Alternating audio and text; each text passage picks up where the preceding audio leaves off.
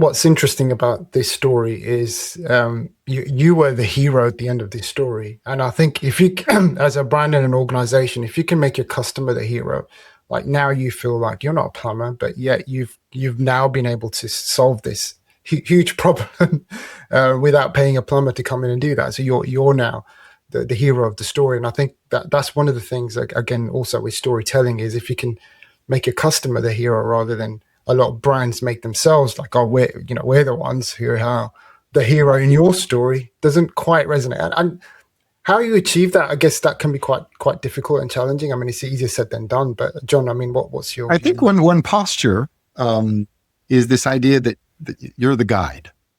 You're Yoda, and they're Luke Skywalker. And there's so many stories out there where the hero, isn't sure and things, and there's this old wise guide that can, he could have solved the problem like that, but no, the story is about him helping this person become the hero.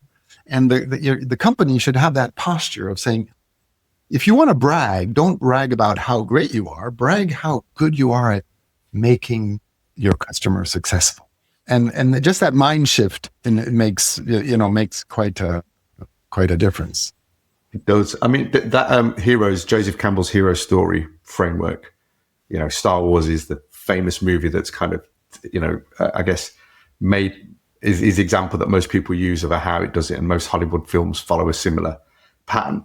But when I was at Egg, when we launched Egg in the 90s, that hero's journey was used as part of our internal storytelling to our people.